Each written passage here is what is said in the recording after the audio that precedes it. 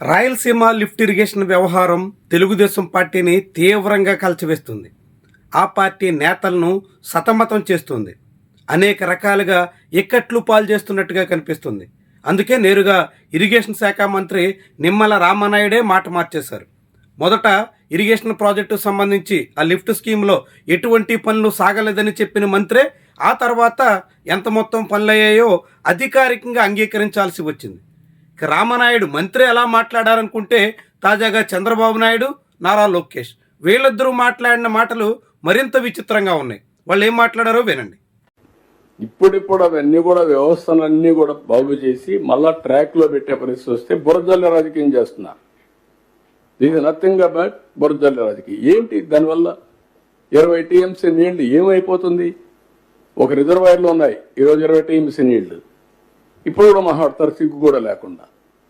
ఈ సంవత్సరం మేము చేసాం అందరినీవో 3,800 కోట్ల రూపాయలు అడ్మినిస్ట్రేటివ్ శాంక్షన్ ఇచ్చి 730 కిలోమీటర్లు కెనాల్స్ వెడల్పు చేసి అటు కుప్పం ఇటు మడకసిర నీళ్లు తీసుకెళ్ళాం.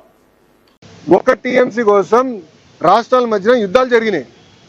ఒక 10 టీఎంసీల కోసం దేశాల మధ్యన, ఆఫ్రికాలో దేశాల మధ్యన యుద్ధాలు జరుగుతున్నాయి. ఇది సీఎం చంద్రబాబు చెప్తుంది. 22 టీఎంసీలు అంటే పెద్ద లెక్క ఏంటి అని అంటున్నారు ఆయన. బహుశా ఆయనకి తెలుసో లేక తెలియక మాట్లాడుతున్నారో. 22 టీఎంసీల నీటితో వరి సాగు చేస్తే 2 లక్షల ఎకరాల్లో పంటలు పండించవచ్చు.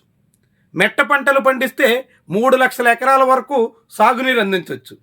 లేదు ఉద్యాన పంటలు డ్రిప్ ఇరిగేషన్లో పండిస్తే 4 లక్షల ఎకరాలకు తగ్గకుండా ఆ నీటితో పంటలు పండించే అవకాశం ఉంటుంది. అంటే రాయలసీమను సస్యశ్యామలం చేయడానికి ఆ స్కీమ్ ద్వారా లభించే నీరు చంద్రబాబు చెప్పినట్టుగా కేవలం 22 టీఎంసీల నీరు ఉపయోగపడుతుంది.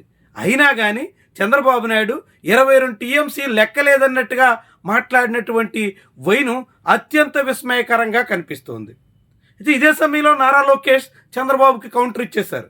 స్వయంగా ముఖ్యమంత్రి మాట్లాడిన మాటల్ని ఆయన తనయుడు కీలక మంత్రి నారా లోకేష్ కౌంటర్ చేసినటువంటి తీరే మరింత విస్మయకరంగా కనిపిస్తోంది.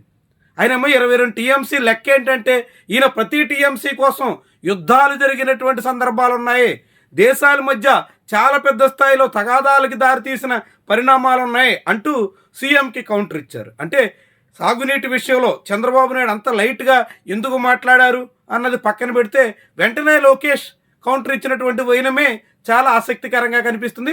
ఇది తెలుగుదేశం పార్టీ నేతల పరిస్థితిని చాటుతుంది. వాళ్ళు ఎంత గందరగోళంలో ఉన్నారో, ఎంతగా ఈ విషయం టీడీపీ మెడకు చుట్టుకుంటుందనే కలవరంతో కనిపిస్తున్నారో మనకి ఇట్టే అర్థమవుతోంది. నిజానికి రాయలసీమ వాసులు 2024లో తెలుగుదేశం పార్టీని ఆశీర్వదించారు. కేవలం 7 సీట్లు మినహా మిగిలిన 45 స్థానాలు కూటమికి కట్టబెట్టారు. అందులో టీడీపీ సొంతంగానే 40 స్థానాల వరకు గెలుచుకోగలిగింది. అలాంటి చోట ఇప్పటికే ఎమ్మెల్యేల వ్యవహార శైలి, ప్రభుత్వ విధానాలు, ఇతర కారణాలతో సగం సీట్లలో ఎదురుగాలి వీస్తోంది. దానికి తోడు రాయలసీమ లిఫ్ట్ స్కీమ్ మెడకు చుట్టుకుంటోంది. మొత్తం రాయలసీమకి భారీగా సాగునీటి జలాలను, కృష్ణా నీటిని తరలించే అవకాశం ఉన్నప్పటికీ తెలంగాణ ఒత్తిళ్లతో చంద్రబాబు ఫుల్ స్టాప్ పెట్టేశారు అనే అభిప్రాయం క్షేత్రస్థాయి వరకు చేరుతోంది. నేరుగా జగన్మోహన్ రెడ్డి హయాంలో రాయలసీమ లిఫ్ట్ స్కీమ్ నిర్మాణానికి పూనుకుంటే అప్పట్లో ప్రకాశం జిల్లాకు చెందిన 4 ఎమ్మెల్యేలు, ఇప్పుడు మంత్రులుగా ఉన్న డోలా బాల వీరాంజనేయ స్వామి, గొట్టిపాటి రవికుమార్, ఇతర ఎమ్మెల్యేలంతా కలిసి జగన్మోహన్ రెడ్డికి లేఖ రాసి రాయలసీమ లిఫ్ట్ నిలిపివేయాలని కోరినటువంటి విషయం కూడా ఇప్పుడు తెర మీదకి వస్తుంది. ఇట్లా టీడీపీ ఆరంభం నుంచి రాయలసీమకు సాగునీటి అందించే లిఫ్ట్ ఇరిగేషన్ స్కీమ్ మీద వ్యతిరేకంగా ఉందా అనేటువంటి అభిప్రాయం చెప్తుంది. పైగా చంద్రబాబు వాదన ఎంత ఎబ్బెట్టుగా కనిపిస్తుందంటే ముచ్చుమర్రి ఉంది కాబట్టి మళ్ళీ రాయలసీమ లిఫ్ట్ ఎందుకు అని మాట్లాడుతున్నారు. మరి అదే చంద్రబాబు పోలవరం ప్రాజెక్టు ఉండగా పట్టిసీమ లిఫ్ట్ స్కీమ్కి శ్రీకారం చుట్టలేదా? పట్టిసీమ ద్వారా నీటిని అందించలేదా? పట్టిసీమే కాదు, గోదావరికి రెండో వైపు పురుషోత్తపట్నం లిఫ్ట్ స్కీమ్ కూడా నిర్మాణం చేశారు.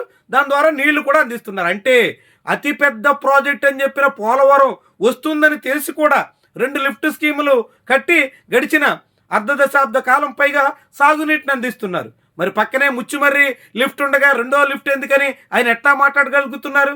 పెద్ద ప్రాజెక్ట్ ఉండగానే లిఫ్ట్లు కట్టినటువంటి చంద్రబాబు నాయుడు ఒక లిఫ్ట్ ఉండగా రెండో లిఫ్ట్ అవసరం ఏంటి, పైగా దాంట్లో 22 టీఎంసీలతో పెద్ద పని ఏంటి అన్నట్టుగా మాట్లాడుతున్నటువంటి వైనం విస్మయకరంగా మారుతోంది, విడ్డూరంగా కనిపిస్తోంది. చంద్రబాబు టీడీపీ నాయకత్వం ఎంత గందరగోళంలో, ఎంత సందిగ్ధతలో కొట్టి మిట్టాడుతుందో అనడానికి సాక్ష్యాలుగా కనిపిస్తున్నాయి. మరి ఇలాంటి పరిస్థితుల్లో రాయలసీమలో టీడీపీకి ఈ మాటల ద్వారా మరింతగా గడ్డుక పరిస్థితిని ఎదుర్కోవడమే తప్ప ఏమాత్రం కోలుకునే అవకాశం ఉండదు.